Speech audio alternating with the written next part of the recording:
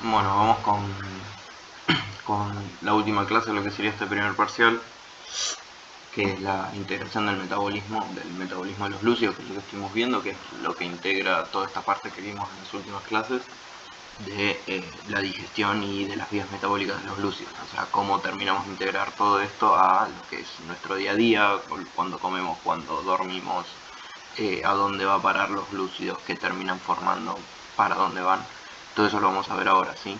Y a partir de ahí, bueno, ya quedan las cosas para el parcial, para estudiar. Bien, primero vamos con un repaso de lo que es la digestión de los glúcidos.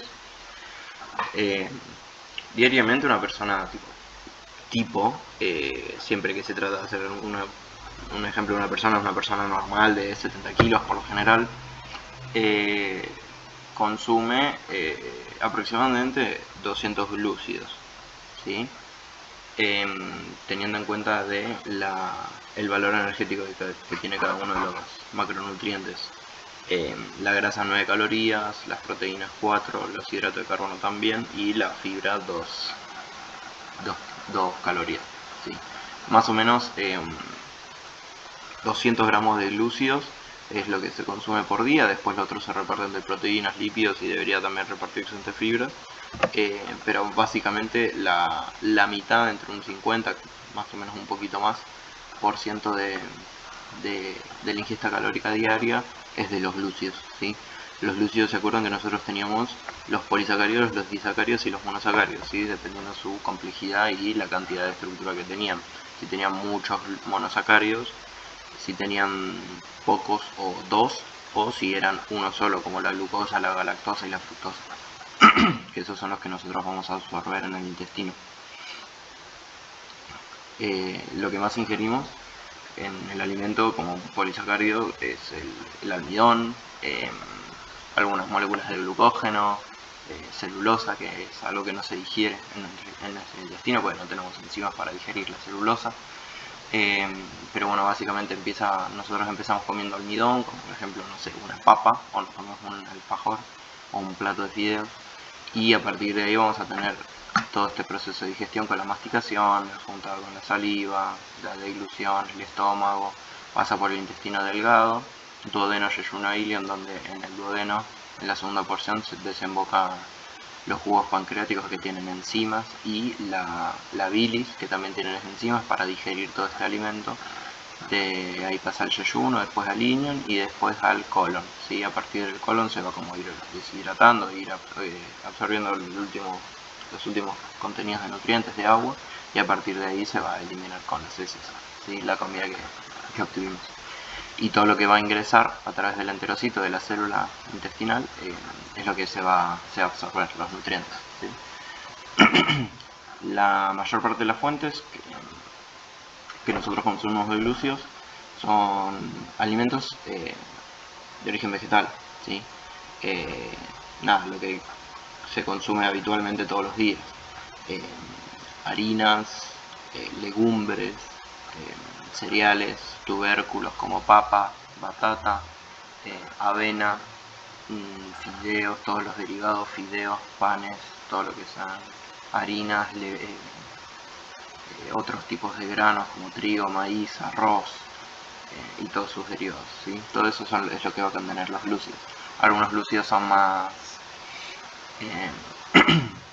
refinados, como por ejemplo el arroz blanco, y otros son un poco más integrales, un poco más complejos, que se digieren, necesitan un poco más de tiempo para digerirse, permanece más tiempo en el estómago, nos da más saciedad, mejoran todo el perfil glucémico, no hacen que la glucosa llegue muy rápido a la sangre y se aumente mucho, y eso haga que aumente mucho la insulina y genere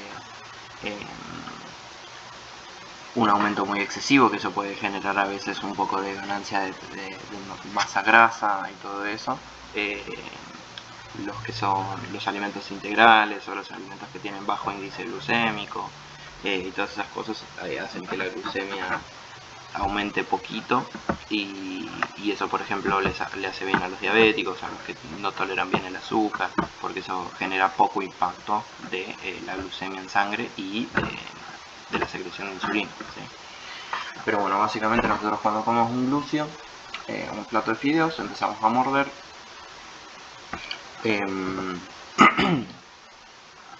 La comida se empieza a juntar con la saliva.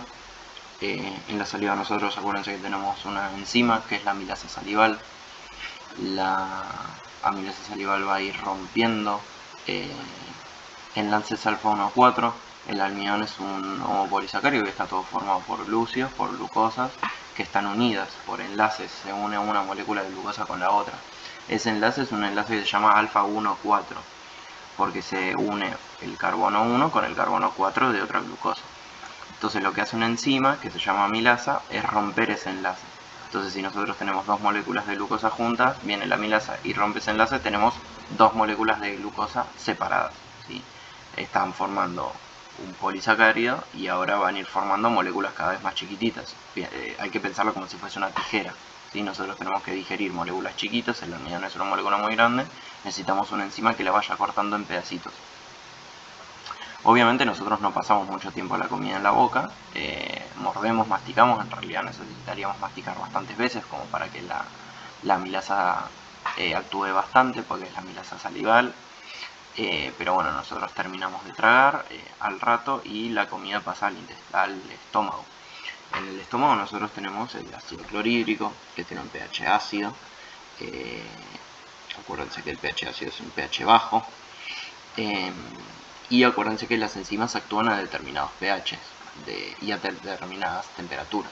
Obviamente en un pH tan ácido la amilasa salival se va a inactivar porque se desnaturaliza, y al desnaturalizarse deja de cumplir sus funciones. Lo que sí sigue quedando es el alimento, que empieza a degradarse un poquito más por esto del ácido. Después del estómago, el alimento ya formado un bolo pasa al intestino, y en el intestino van a desembocar otros tipos de enzimas que provienen del páncreas. Particularmente y principalmente la amilasa pancreática. También se llama amilasa como la otra, la salival, y cumplen la misma función, que es romper enlaces alfa 1 a 4. Entonces podemos decir que ambas amilasas son isoenzimas, ¿sí? La pancreática es isoenzima de la salival, pero tienen dos ubicaciones distintas y funcionan a distintas propiedades físico-químicas. La amilasa va a seguir cumpliendo su función, que es la de romper alfa 1 a 4, pero además se van a ir sumando otro tipo de enzimas, ¿sí? En este caso son disacaridasas. Se llaman disacaridasas porque van a ir rompiendo enlaces de disacáridos. O sea, los disacáridos que nosotros teníamos, como maltosa, isomaltosa, sacarosa, lactosa, todos esos se van a ir rompiendo porque tienen enlaces particulares que son distintos a los alfa 1 a 4 del almidón. Por ejemplo, van a ser entre una glucosa y una fructosa, entre una glucosa y una galactosa, como en el caso de la lactosa. Entonces la lactasa, que es la disacaridasa de la lactosa, va a romper el enlace entre la glucosa y la galactosa, ¿sí? Entonces la lactosa va a romper esa molécula, la sacarasa va a romper a la sacarosa, la maltasa a la maltosa, y así sucesivamente, ¿sí? Entonces toda esta molécula de un homopolisacárido o un polisacárido muy grande se va a ir rompiendo por todos esos enlaces y van a ir dejando moléculas cada vez más chiquititas. Entonces de este polisacárido van a quedar oligo o di y monosacáridos, ¿sí? Moléculas de 1, de 2, de 5 glúcidos, muy chiquititas, muy chiquititas, ¿sí? Otra proporción del almidón que queda sin digerir es el almidón resistente, que es resistente a las enzimas no lo tocan, no le pueden hacer nada. Y otra porción de lo que nosotros comemos por lo general es fibra, por ejemplo celulosa, que proviene de las plantas, moléculas que tienen una unión que nuestro cuerpo no tiene enzimas para romper, pero sí, por ejemplo, no sé, la vaca sí tiene enzimas para romper esas moléculas, pero nosotros no. Entonces quedan indemnes, quedan así enteritas como están y siguen de largo por nuestro intestino. Siguen sin ser digeridas, esa es la fibra, por ejemplo, y la fibra nos ayuda a nosotros como alimento para nuestras bacterias, son prebióticos. Probióticos se sirven como para alimento de nuestras bacterias y cumplen determinadas funciones en nuestro intestino que son beneficiosos, ¿sí? Por eso es importante consumir fibra. Para la constipación, por ejemplo, para tener una buena microbiota, etcétera, etcétera. Entonces, bueno, eso básicamente es la primera parte de la función, de la digestión, perdón. Estas son las disacaridasas, que la maltasa rompe la maltosa, isomaltasa hace maltosa, sacarasa sacarosa, lactasa lactosa. Estos son los enlaces en los que actúan, ¿sí? Y estos van a ser los productos que van a generar dos glucosas, una glucosa y una fructosa, glucosa y galactosa. Entonces lo que me queda final de la digestión, el producto final de la digestión, tiene que ser glucosa, fructosa y galactosa. ¿Qué vamos a hacer con eso? Bueno, las vamos a absorber a través del enterocito, ¿sí? Que es la célula intestinal. Nosotros entonces del lado de la luz del intestino, o sea de adentro del intestino, tenemos la glucosa, la fructosa y la galactosa. Y eso lo tenemos que meter durante la absorción y de alguna manera adentro de la célula intestinal. ¿Y cómo lo vamos a meter? Bueno, no todas las moléculas entran así fácilmente a la membrana celular. Hay que pensar en la membrana celular como si fuesen, no sé, peajes. Entonces hay distintos pasajes por los que pasan distintas moléculas que necesitan esos peajes particulares, ¿sí? No pueden entrar cuando quieren, no pueden entrar como quieren, y a veces no pueden entrar solas, necesitan de alguien. Por ejemplo, en el caso de la glucosa y de la galactosa, van a ingresar a la célula del enterocito por un transportador que se llama SGLT, ¿sí? Se llama SGLT porque es un transportador que es un simporte, o sea, ingresan dos moléculas hacia el mismo lado entre el sodio y la glucosa, ¿sí? Entonces se llama SGLT. Entonces, lo que va a hacer es un transporte que es un simporte por el cual entra una molécula de glucosa y entran las dos moléculas de sodio, ¿sí? Lo mismo va a pasar con la galactosa. Entra una galactosa y también junto entran dos moléculas de sodio. ¿Está?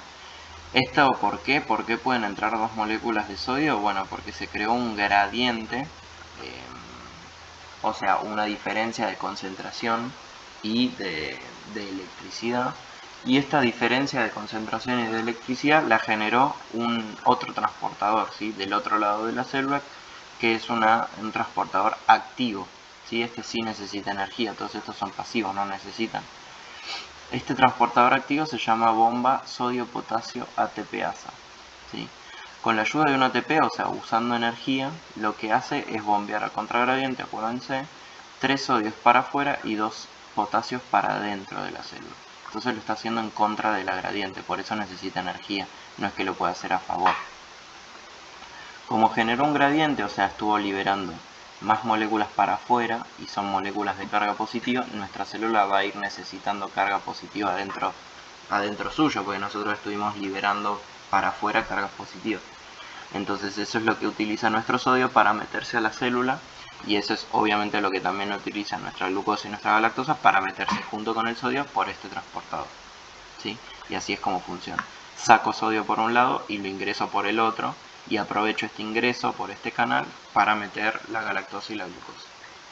Por otro lado, la fructosa ingresa a la célula por otro transportador por el que puede ingresar la fructosa, que se llama transportador de glucosas, que es el GLUT número 5, ¿sí? Hay varios.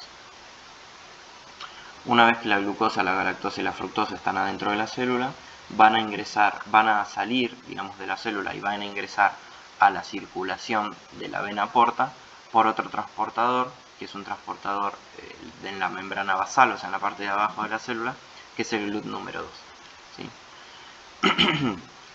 Todos estos transportadores son distintos, se ubican en distintos tejidos y tienen distintas características. Por ejemplo, está el GLUT 1, 2, 3, 4, 5, el SGLT1 que está en el intestino o en el cerebro, el SGLT2 que está en los riñones, que son importantes.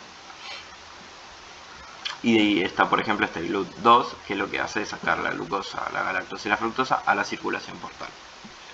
Y una vez que está en la circulación portal, de ahí va a ir a los distintos tejidos, ¿sí? Este es un resumencito que hice yo como para que tengan así gráfico de cómo es que entran estos nutrientes, ¿sí? Como es la digestión a través de la boca, que se forma el bolo, se forma el quimo, el pH, las amilasas, las disacaridasas y cómo ingresan por absorción las moléculas acá. Y a partir de ahí, cómo van a la circulación portal y de ahí al hígado. Bueno, una vez que absorbimos, los monosacáridos van a ir desde el enterocito al sistema porta. El sistema porta es un sistema de venas que llega al hígado, ¿sí? A partir del hígado, por vía linfática o por vía hepática, van a ir al resto de la circulación general, ¿sí? Y a partir del resto de la circulación van a ingresar la glucosa, por ejemplo, y las otras moléculas a las distintas células a través de otros transportadores, ¿sí? Que después vamos a ver. Por ejemplo, el GLUT2 van a ingresar a distintos tejidos, con el GLUT1 van a entrar, por ejemplo, al cerebro, con el GLUT4 pueden entrar al músculo, al tejido adiposo, etc. Bueno, pero primero lo que pasa es que la glucosa llega a nuestro hígado, ¿sí? Por vena porta llega al hígado.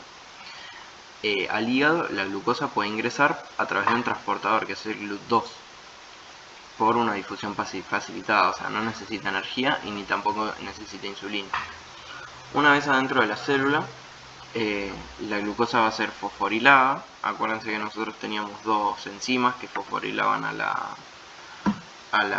glucosa una vez que entraba a la célula, que en realidad es una sola, pero es la hexoquinasa, que tenía una isoenzima, que es la isoenzima 4, que se llama glucoquinasa, que la glucoquinasa tiene una baja afinidad por la glucosa, entonces es la que actúa cuando hay mucha concentración de glucosa. Nosotros acabamos de comer, entonces está ingresando muchísima glucosa y la glucoquinasa actúa con estas concentraciones y empieza a fosforilar la glucosa a lo loco. Entonces toda esta glucosa se transforma en glucosa 6-fosfato y queda adentro de la célula. Y eso permite que puedan seguir ingresando cada vez más glucosa, ¿sí? Esta glucoquinasa se sintetiza por respuesta al incremento de la insulina o también de la glucosa que está llegando en el hígado. Y a partir de eso la glucosa que entra al hígado se va a poder metabolizar. Lo que metabolizamos en el hígado son más o menos 2/3 de la glucosa que entra por la dieta, ¿sí? Y va a tener distintos fines en el hígado. La glucosa fosforilada, como nosotros vimos en las otras vías, nosotros acabamos de comer y podemos tener varios caminos. Esta glucosa ya fosforilada puede ir a glucólisis para darnos energía. Acuérdense que nosotros teníamos dos destinos de la glucólisis. Puede terminar en lactato, que es lo que nos va a dar 2 ATPs, o nos puede terminar en piruvato, ¿sí? Que es que a partir del piruvato un camino es que nos pueda dar toda la energía y toda la oxidación de la glucosa que pasa por el ciclo de Krebs, por la mitocondria, y después otro camino que es en el hígado también, es el de la síntesis de lípidos, ¿sí? Entonces uno de los primeros caminos que puede hacer la glucosa una vez que se fosforiló es la de la glucólisis. Perdón. Y otro camino es la vía de las pentosas. Acuérdense que la vía de las pentosas, la importancia era producir el NAD-fosfato reducido, el nicotina adenina dinucleótido, fosfato, fosforilado, reducido, que ese se sirve para la síntesis de lípidos, que nosotros la vamos a hacer en el hígado. Puede también tener la opción la glucosa, como nosotros acabamos de comer y estamos ahorrando energía, de almacenarse como glucógeno, y eso lo hace a través de la glucógenogénesis, o sea, la formación desde una molécula de glucosa una molécula de glucógeno que se va a almacenar en gránulos en el hígado, y después ese glucógeno nos va a dar energía.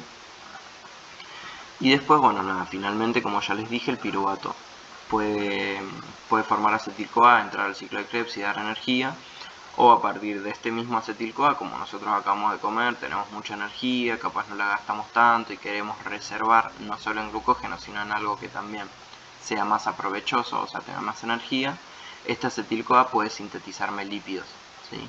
Que ya los vamos a ver, pero pueden ser ácidos grasos o puede ser colesterol. ¿Sí? Eso se hace también a partir del acetil-CoA, por eso cuando nosotros comemos mucho se termina formando ácidos grasos, ¿sí? Se termina formando grasa. Bien, obviamente que el piruvato este que me sintetizó estas cosas viene de la glucólisis, ¿sí? Y el piruvato por la descarboxilación oxidativa se forma en acetil-CoA, y el acetil-CoA es el que me forma los lípidos. Bien, muy bien. Otro tejido en el que entra la glucosa, en el que nosotros después de comer sube la glucemia en sangre y entra entre los tejidos, es el páncreas, ¿sí? El páncreas también tiene un transportador de GLUT2 y por ahí puede entrar la glucosa, y acuérdense cómo a partir de ahí se va a estimular todo para la secreción de la insulina, ¿sí? La glucosa entra en el páncreas y rápidamente también es fosforilada por la glucokinasa. Es fosforilada por la glucokinasa, se transforma en glucosa 6-fosfato y a partir de ahí la glucosa 6-fosfato va a ir a hacer glucólisis. Esta glucólisis casi siempre termina en piruvato, ¿sí? Entonces este piruvato, acuérdense que termina siendo la oxidación total de la glucosa para terminar en formación de ATP. Todo esto nos sirve para después poder secretar la insulina, ¿sí? Que ahora les voy a volver a explicar cómo se hacía. Pero lo que nosotros queremos en el páncreas es secretar insulina después de comer. Bien, la glucosa igualmente tengan en cuenta que no es el único estimulador de la secreción de la insulina, ¿sí? Hay otros tipos de secretores o secretagogos de la insulina. De la insulina. Algunos pueden ser algunos aminoácidos, otros son ácidos grasos de cadena larga, otros son las incretinas, que son hormonas que aumentan cuando nosotros estamos comiendo, y algunos otros neurotransmisores que no importa, ¿sí? Como que les quede el concepto de que no solo la glucosa es la que secreta la insulina, ¿sí? Sino que hay otras moléculas más. Bien, entonces, ¿qué es lo que pasa cuando la glucosa ingresa a la célula? Bueno, básicamente todo esto. Entra la glucosa, se fosforila, genera la glucólisis, en el ciclo de Krebs se produce ATP, y este ATP que aumenta en la célula me va a inhibir unos canales, ¿sí? Unos canales de potasio que lo que hacen es liberarme potasio para afuera de la célula. Estos canales son ATP dependientes, ¿sí? O sea que cuando aumenta el ATP, estos canales se cierran. Y como se cierran, el potasio no puede volver a salir. Lo que hace que mi potasio se empiece a acumular acá adentro de la célula. Se me acumula potasio y el potasio tiene carga positiva, entonces la célula está juntando adentro suyo mucha carga positiva. Acuérdense, nosotros habíamos visto lo de las cargas positivas, las cargas negativas. Si la célula que tiene una carga negativa empieza a juntar positivos, positivos, positivos, llega un momento que se va a despolarizar, ¿sí? Una vez que se despolariza, se abren canales voltaje dependiente, que lo que van a hacer es abrirse y permitir la entrada de calcio, ¿sí? Entonces, este se cierra, el potasio se aumenta en la célula se despolariza y abre canales de voltaje dependientes que me abre la entrada para que ingrese calcio, ¿sí? Una vez que ingresa el calcio lo que me va a permitir es contraer a la célula del páncreas. Acuérdense que esta es la célula beta de los islotes de Langerhans del páncreas. Y una vez que el calcio ingresa, me va a contraer la célula y se me van a secretar los gránulos que contienen a la insulina, ¿sí? Acuérdense que la insulina es la principal hormona hipoglucemiante. Entonces, tiene un montón de sentido que nosotros comemos, la glucosa aumenta en sangre, como tiene un transportador por el que puede entrar tranquilamente, la glucosa entra al páncreas, se produce todo esto y esto me desencadena en la secreción de insulina, que la insulina funciona para bajar la concentración de glucosa. Entonces nosotros comemos, llegamos a hiperglucemia, se secreta la insulina que me baja la glucemia, ¿sí? Y así se va regulando nuestra glucemia. Acuérdense que habían unos gránulos que estaban muy cerquita de la membrana, que son los que se liberan en la primera fase, y otros que están en un pool de reserva, que se liberan en una segunda fase, que es lo que perdura la hiperglucemia, ¿sí? En un cuerpo que funciona bien, nosotros mantenemos esta segunda fase el tiempo que dure la hiperglucemia, ¿sí? Que normalmente no deberían ser más de 2 horas después de comer. La glucemia ya debería haber bajado. Y esto es lo que les mencioné, que son otras vías que aumentan la secreción de la insulina, como por ejemplo algunos ácidos grasos, el glutamato, las incretinas, que se llaman HIP y GLP, que son moléculas, que son hormonas, que lo que me hacen es ayudar a la secreción de insulina, que se secretan cuando nosotros estamos comiendo, y nada, me ayudan a la secreción de la insulina. Bien, entonces después de una comida rica en glúcidos, la glucemia aumenta hasta más o menos 1 a 2 horas, ¿sí? Eso es lo que más o menos dije. Una vez que aumenta más arriba de 80, 100 miligramos por ciento de glucemia en sangre, la insulina ya se empieza a secretar. Bueno, entonces nosotros ya tenemos glucemia, o sea, glucosa en sangre, hiperglucemia, y también tenemos insulina en sangre, porque ya se está secretando. ¿Qué es lo que va a pasar en, por ejemplo, el músculo? En el músculo, obviamente las células funcionan a través de energía que les brinda el ATP para contraerse y generar energía mecánica, ¿sí? La glucosa en el músculo tiene la particularidad que, como yo les había mostrado lo de los transportadores, las células musculares, junto con las del tejido adiposo, tienen el transportador GLUT4. El transportador GLUT4 es dependiente de insulina, ¿sí? Y al ser dependiente de insulina, necesita que primero la insulina esté actuando en el músculo para que este transportador pueda estar activo, ¿sí? Se exprese en la membrana, y que una vez esté el transportador en la membrana se forme un canal para que pueda entrar la glucosa en el músculo, ¿sí? Si no hay insulina, no entra glucosa en el músculo porque no hay transportador. Así es como funciona básicamente. Entonces, la glucosa llega al páncreas, el páncreas secreta insulina, la insulina va al músculo y le dice al transportador GLUT que la glucosa puede entrar a la célula. Una vez que entra la glucosa a la célula, obviamente se va a utilizar en el músculo para hacer glucólisis,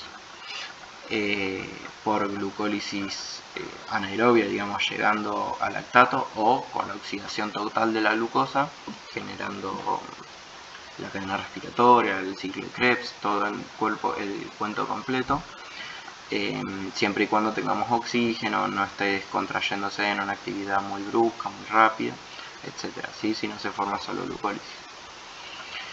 Esa es un camino que puede tener, y otro puede ser el de ser almacenado en glucógeno, ¿sí? Acuérdense que nosotros tenemos glucógeno en el músculo, que sirve como pura y exclusivamente reserva para la contracción ante el ejercicio del músculo, ¿sí? Entonces en el músculo puede hacer glucólisis y glucógenogénesis, ¿sí? Para almacenar energía. Tengan en cuenta también, esto es más que nada anecdótico, que el GLUT4 no es la única forma por la cual la glucosa puede entrar a la sangre. La glucosa puede entrar al músculo, ¿sí? El GLUT4 es el más importante y por el que más glucosa entra, pero se vio que haciendo ejercicio intenso se pueden expresar otros transportadores u otras moléculas que ayuden a la expresión del GLUT4 aún sin requerimiento de insulina, ¿sí? Pero eso es cuando se hace ejercicio muy intenso, como hacen por ejemplo algunos deportistas que son diabéticos, entonces les funciona mal la insulina. Bueno, entonces pueden hacer ejercicio y eso puede hacer que la glucosa les llegue a la sangre, ¿sí? y de ahí el de la sangre le llegue a los tejidos a partir de el ejercicio que hace que la glucosa pueda entrar al músculo.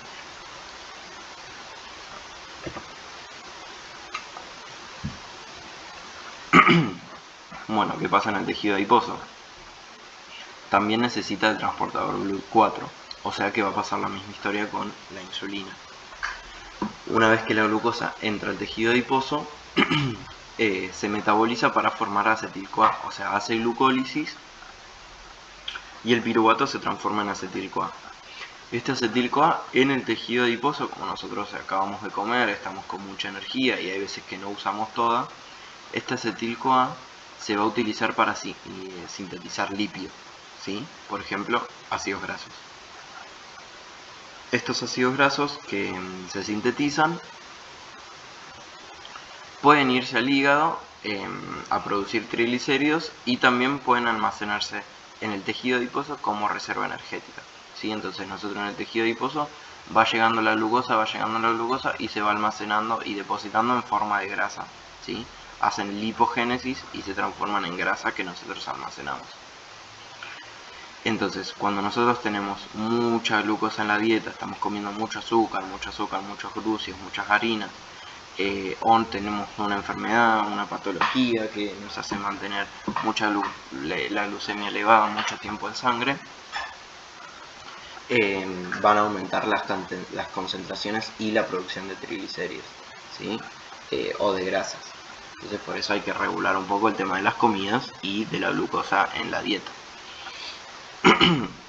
No solo porque provoca tejido adiposo, aumento de tejido adiposo, sino también acumulación de grasa en el hígado, ¿sí? Y eso inflama un poco el hígado y obviamente no le hace del todo bien. Bien, otro tejido importante por el cual ingresa la glucosa es el sistema nervioso central, ¿sí? El cerebro. En el cerebro más o menos un 15% se lleva el 15% del metabolismo total, ¿sí? que tiene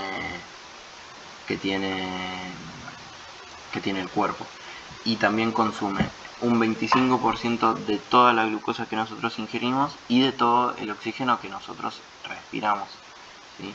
O sea, el metabolismo es como unas 7 veces más alto que el resto. La mayor parte del metabolismo que se hace en el cerebro se da en las neuronas, que son las células del cerebro, que lo que necesitan hacer es oxidar completamente la glucosa, ¿sí? Entonces en el sistema nervioso central lo que se hace es pura y exclusivamente glucólisis, ¿sí? Entonces necesitan glucosa y oxígeno. Y siempre hacen la oxidación total de la glucosa, ¿sí? Lo que termina es en dióxido de carbono y agua, la glucosa. Bien. Y hubo una pequeña parte de lo que es la glucosa va a terminar en vía de las pentosas y en la síntesis de glucógeno, ¿sí? Pero no es la parte más importante. Lo más importante es que el cerebro necesita glucólisis, ¿sí? Porque se alimenta solo de glucosa. ¿Y por qué puede hacer esto?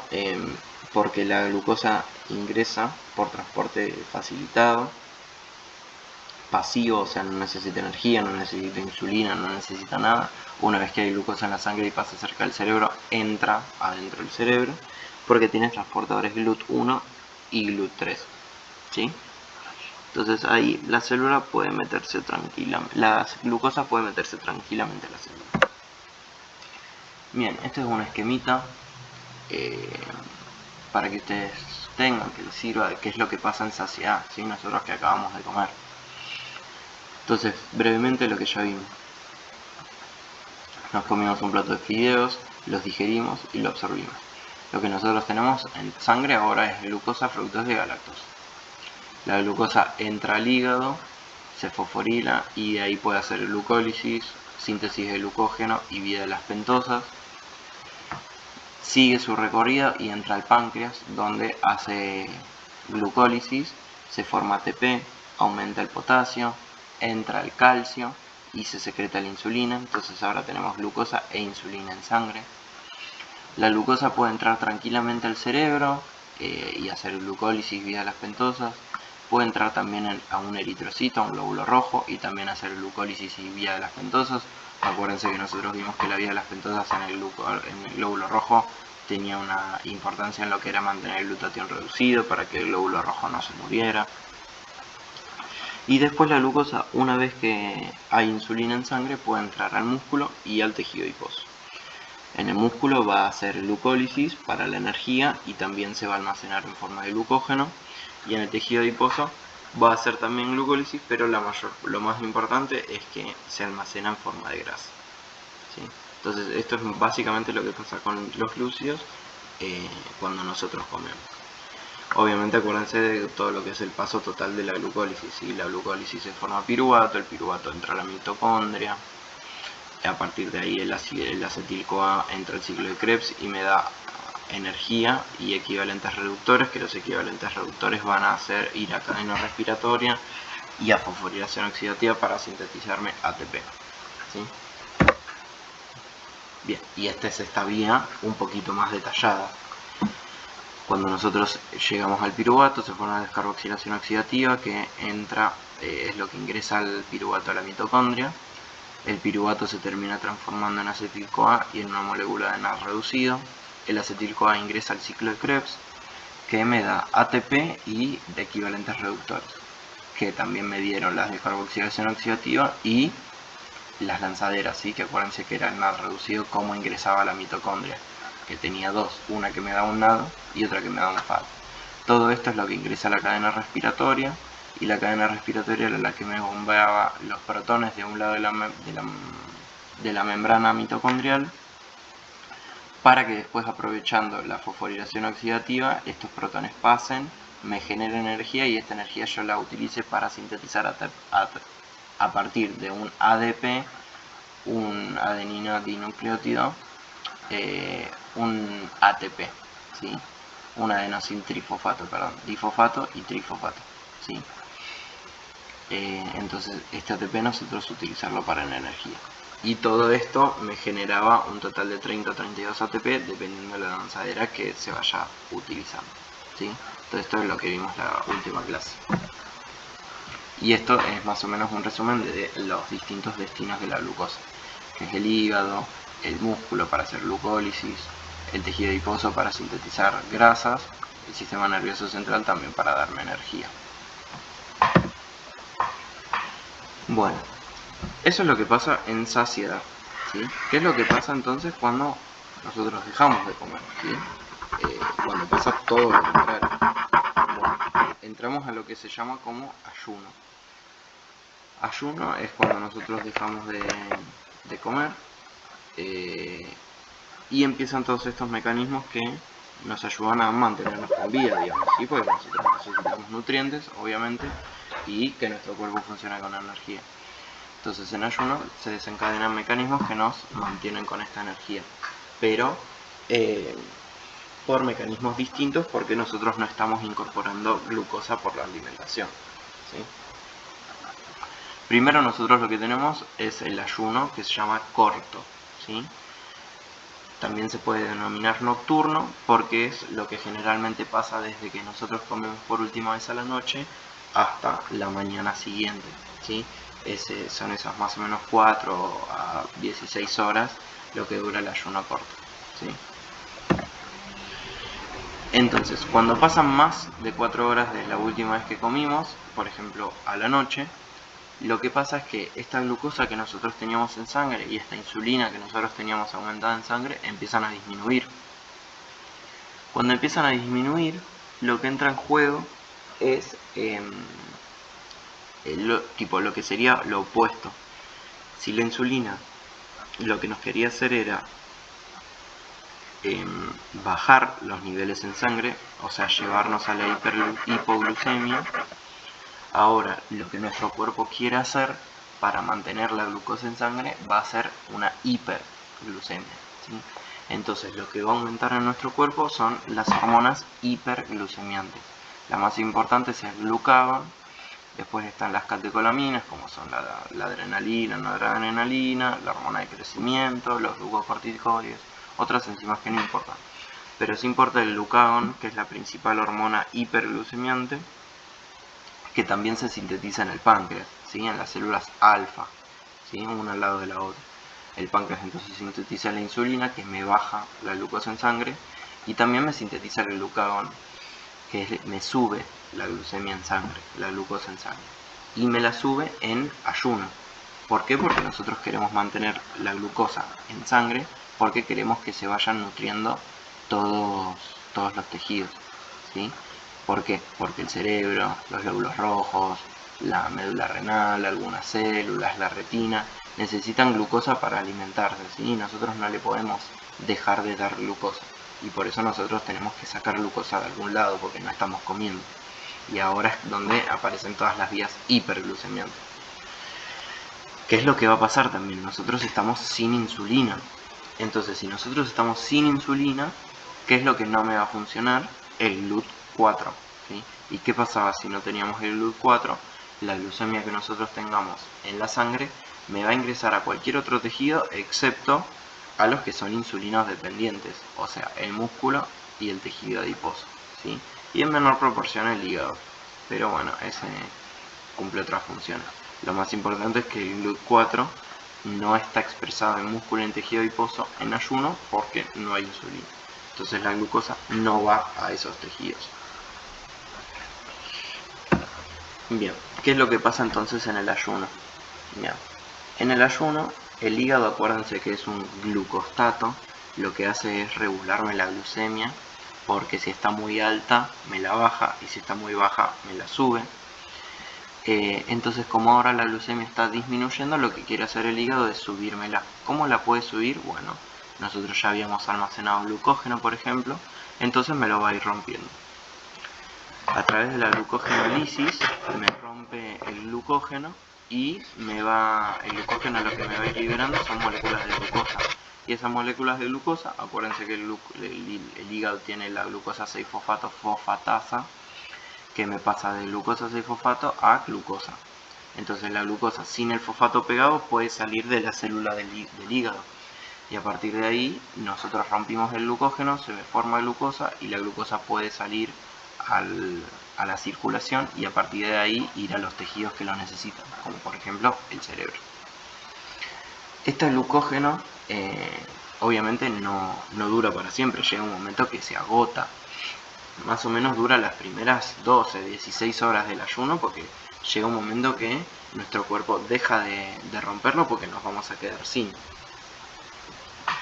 Entonces llega un momento que vamos a necesitar otro sustrato más que nos aporte la glucosa, porque el glucógeno ya se nos está terminando. Acuérdense que el último glucógeno que utilizamos para el resto del cuerpo es en el hígado, porque el glucógeno del músculo lo utiliza solo el músculo para su contracción. Si nosotros nos quedamos, por ejemplo, pasaron más de 16 horas, pasó un día entero sin que nosotros comamos, nuestro glucógeno va a estar casi vacío y necesitamos otro medio que nos aporte glucosa. Ahí es donde entra la segunda vía hiperglucemiante, que es la gluconeogénesis, ¿sí? Que era la manera en la que nosotros podíamos sintetizar glucosa de nuevo a partir de sustratos que no son glucosídicos, ¿sí? Por ejemplo el lactato, por ejemplo algunos ácidos grasos, algunos derivados de los ácidos grasos, ¿sí? Entonces la gluconeogénesis entra en acción más o menos a partir del primer día, las primeras 18-24 horas de ayuno, ¿sí? Y usa diferentes sustratos. Entonces esto es lo que nosotros vamos a utilizar, a pasar en ayuno. Baja la glucosa en sangre, nuestro páncreas secreta glucagón, nuestra médula suprarrenal, este es un riñón, secreta adrenalina, y lo que van a querer hacer estas dos cosas va a ser subir la glucosa, ¿sí? Una forma que existe es en el hígado, es rompiendo el glucógeno a través de la glucogenolisis. Me forma glucosa 6-fosfato, la glucosa 6-fosfato pasa a glucosa por la 6-fosfatasa y la glucosa pasa a sangre. Y esta glucosa que aumentó en sangre va a ir, por ejemplo, al glóbulo rojo, ¿sí? Por ejemplo acá, este es un glóbulo rojo. O va a ir, por ejemplo, a el cerebro, que es súper importante, ¿sí? Y después, a partir de sustratos que no son glúcidos, por ejemplo el lactato, que proviene, el lactato es el residuo es el producto en realidad de la glucólisis,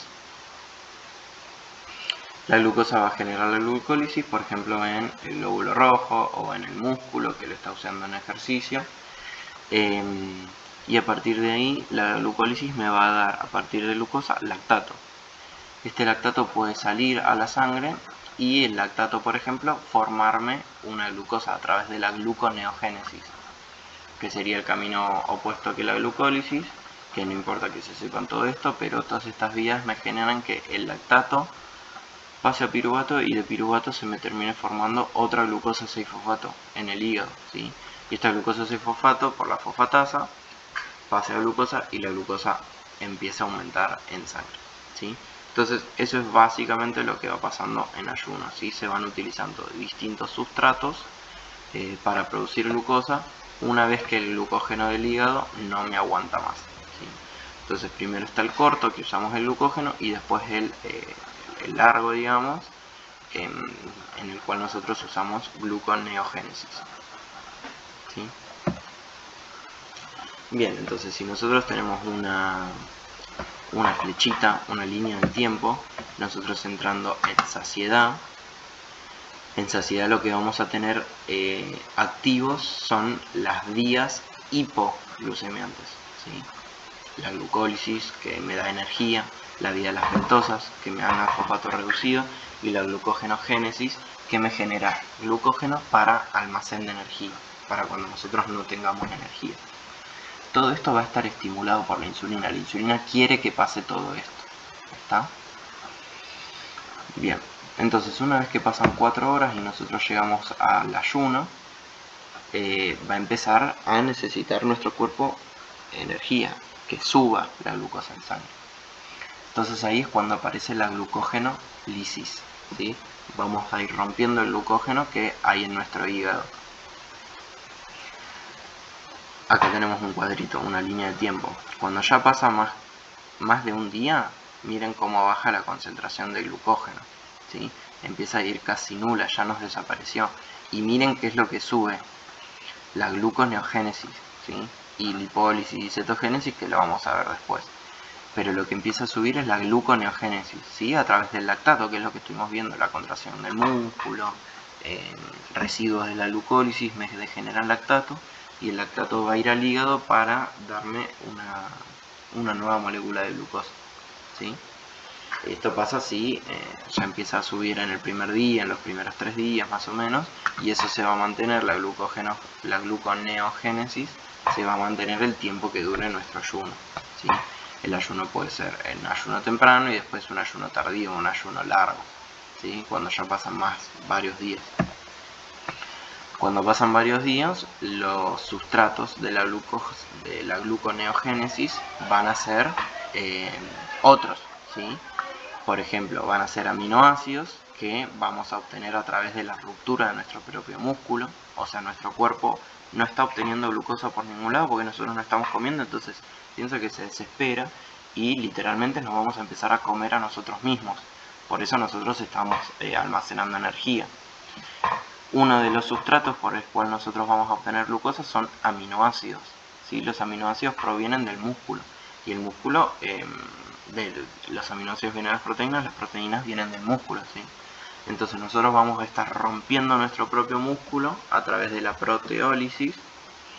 Las proteínas me van a liberar aminoácidos y esos aminoácidos se van a poder formar en glucosa.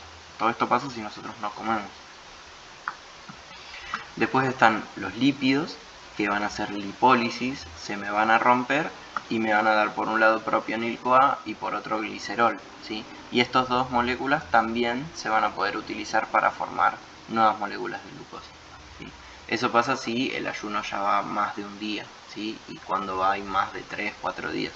Todo esto es lo que va a utilizarse para formar glucosa, y obviamente es como que nos estamos consumiendo a nosotros mismos, ¿sí? Nos estamos rompiendo nuestro propio cuerpo, nuestros propios depósitos para formar glucosa.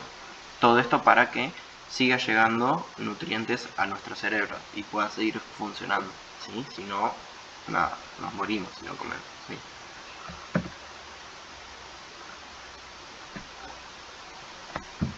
Esta sería la línea del tiempo desde la saciedad hasta el ayuno, y obviamente nada, inminentemente la muerte cuando estemos mucho tiempo sin comer. Así que bueno, nada, básicamente esa es lo que pasa con los glúcidos cuando nosotros comemos. Acuérdense que es lo que pasa con todo esto de la glucosa. Y bueno, cualquier cosita obvio me la pueden preguntar. Les hago más que nada un comentario de lo que es la diabetes, que es lo que pasa cuando funciona mal la insulina. La diabetes es una enfermedad metabólica que se produce cuando funciona mal la insulina, ¿sí? Y hay dos maneras en las que funciona mal. Una forma es la que directamente nosotros no tengamos células beta, entonces no tengamos células que me puedan producir insulina, que ese es el diabético de tipo 1. El diabético de tipo 1 no puede producir insulina, entonces no tiene insulina en su cuerpo. Y obviamente nosotros vamos a tener que darle insulina desde afuera, o sea, insulina exógena se va a tener que inyectar. Y después está el diabético de tipo 2, que sí tiene páncreas, sí tiene insulina, pero esta insulina no funciona, ¿sí? ¿Se acuerdan el receptor? Cuando la insulina llega a su receptor, el receptor no funciona, no genera las señales que debería generar, ¿sí? ¿Y eso por qué se dio? Por lo general se da por una enfermedad metabólica. Las personas son obesas, consumen mucho azúcar, la glucosa está mucho tiempo aumentada en sangre, entonces la insulina está muchísimo tiempo sintetizándose, produciéndose, uniéndose a su receptor, y eso llega a un momento que es perjudicial para la célula porque el páncreas llega a un momento que deja de funcionar y la insulina llega a un momento que deja de funcionar con su receptor, si su receptor deja de ser útil, por así decirlo, y se genera el efecto contrario, ¿sí? De pasar a tener muchísima insulina en la sangre, empezamos a tener poca y insulina que no funciona, ¿sí? Se genera una insulina resistencia, ¿sí? Esa es la de tipo 2. Y después está la de tipo 1, obvio, que directamente no tiene. ¿Qué complicaciones me va a traer la diabetes? Bueno, un montón. Lo más importante es que la glucosa va a estar muy aumentada en sangre. Y tener la glucosa mucho tiempo y muy aumentada en sangre no está bueno.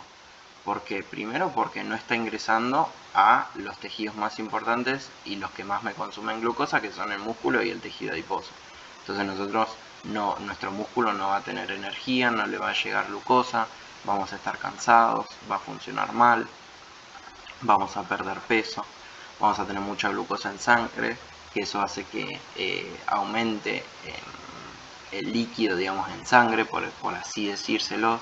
Vamos a tener mucha sed, vamos a tener mucho hambre, vamos a comer un montón porque la glucosa, al no entrar a las células, nuestro cuerpo piensa que no estamos comiendo, entonces va a generar hambre para que nosotros podamos comer más. Y la glucosa en sangre mucho tiempo aumentada es tóxica, ¿sí? Porque daña los riñones, daña los vasos, se une a las proteínas y genera proteínas defectuosas, se une a distintos lugares y genera daños tóxicos, como por ejemplo en los ojos, en los vasos, en los nervios, y a partir de ahí vienen todas las complicaciones de la diabetes, como la neuropatía diabética, las personas que no sienten los pies, después se lastiman, se les forma el pie diabético, que eso se infecta, la nefropatía diabética, que eso genera que el riñón empieza a funcionar cada vez mal, cada vez peor, y eso algunos terminan en diálisis o en falla renal, las cataratas, que hayan problemas en la vista en el diabético, problemas cardiovasculares, obviamente. La gente que está con diabetes tipo 2 son muy enfermos metabólicos, entonces eso les trae complicaciones a nivel de los lípidos,